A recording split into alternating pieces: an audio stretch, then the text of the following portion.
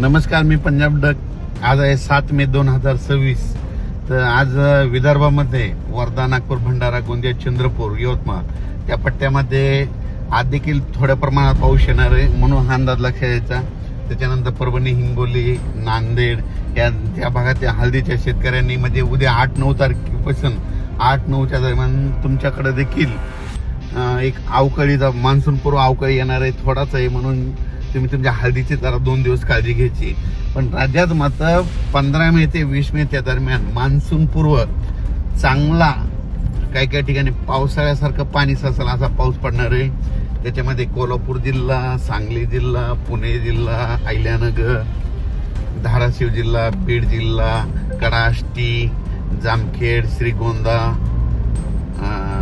श्रीगोंदा, त्याच्यानंतर इकडं परभणी जिल्हा, लातूर जिल्हा, नांदेड ह्या पट्ट्यामध्ये, पुन्हा त्याच्यानंतर नाशिक, नंदुरबार, धुळे, मुंबई सहित कोकणपट्टीकडे जास्त एक चांगलं म्हणजे 15 ते 20च्या दरम्यान एक वातावरणात दररोज वेगवेगळ्या भागात एक अवकाळी मान्सून पूर्व पाऊस येणार आहे. म्हणून हा अंदाज लक्षात यायचा.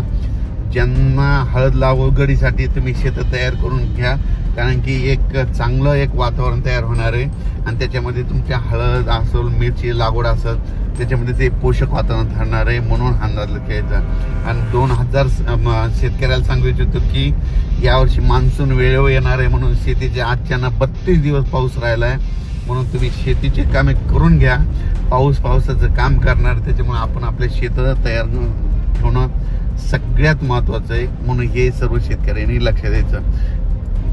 राज्यात आज देखील 7 मेला स्थानिक वातावरणातून बऱ्याच ठिकाणी मान्सून पूर्व अवकाळी पाऊस येणार आहे.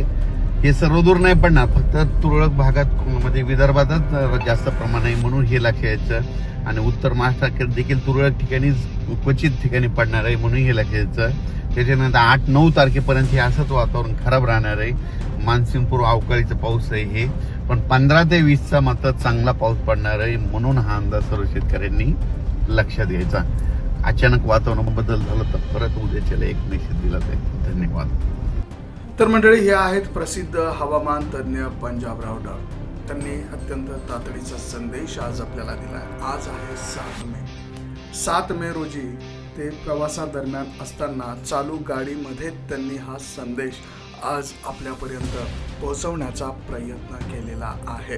तर मंडळी, पंजाबराव डक यांच्या मते आज विदर्भामध्ये वर्धा, नागपूर, भंडारा, गोंदिया, चंद्रपूर, यवतमाळ या पट्ट्यामध्ये थोड्या प्रमाणात पाऊस येणार आहे, म्हणून हा अंदाज त्यांनी आज दिला.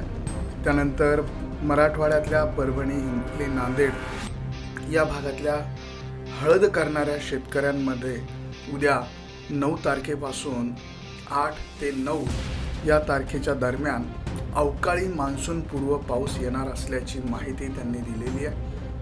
तर पंजाबराव डक यांनी 7 मे 2026 रोजी महाराष्ट्रातील हवामानाचा अंदाज हा वर्तवलेला आहे. प्रामुख्याने मान्सूनपूर्व पावसाचं आगमन आणि शेतकऱ्यांनी घ्यायची काळजी यावर त्यांनी मार्गदर्शन केलं आहे. विदर्भ, मराठवाडा, पश्चिम महाराष्ट्रात येत्या काही दिवसात पावसाची शक्यता वर्तवण्यात आली आहे. आज 7 मे रोजी विदर्भातील नागपूर, भंडारा, गोंदिया, चंद्रपूर, यवतमाळ या जिल्ह्यांमध्ये पावसाची शक्यता आहे. 8 आणि 9 मे रोजी परभणी, हिंगोली, नांदेड या भागात मान्सूनपूर्व पावसाचं वातावरण राहणार आहे. 15 मे ते 20 मेच्या कालावधीत संपूर्ण राज्यात पावसाचा जोर वाढेल.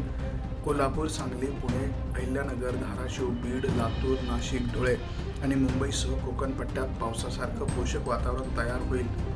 पाऊस हळद आणि मिरची लागवडीसाठी अत्यंत फायदेशीर ठरणार असल्याचं शेतकऱ्यांनी या काळात शेतीची कामे करून घ्यावी असं त्यांचं म्हणणं आहे.